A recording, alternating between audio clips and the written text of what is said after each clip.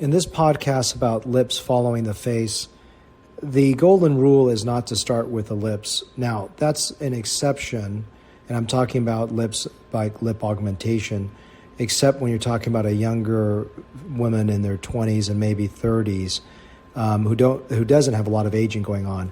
But I find that oftentimes when you're going to the med spa, all they do is blow up your cheeks, blow up your lips, sticks them in your folds, and then you're off on your way. And then the terrible thing is these fillers last. I always cite that there's studies that show that MRIs at 8 years still show a filler there. And I had a lady just literally yesterday come in for consultation that had fillers with me back in 2010. It's the last time she had fillers. She moved to New York City, had an MRI of her face for some other reason the last year, and 10 years out still showed she had fillers there, and she still looks pretty darn good because she's maintained it.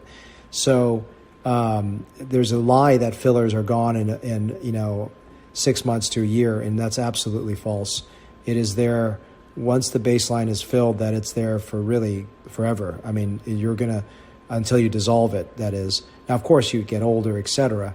So I'm going on a little tangent here, but the fillers in the lips, the reason why they look so bad is one of two reasons. Number one is they're just poorly designed. Now, with beautiful lips that are done beautifully, that just look natural, that's one thing. But also they have to match the face. So if you've got a 60-year-old woman who comes in saying, look, I just want a little of my lips. Don't make me look crazy, but I just want my lips.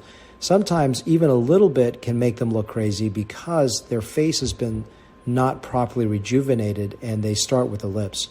And it also is not worth the money. Oftentimes the deeper folds around the mouth or the volume loss around the eyes are better areas to potentially start compared to the lips, because the lips are not necessarily worth it, because other areas really make people look worse than the lips. But women are so focused on lip lines or lips that that's where they want to start.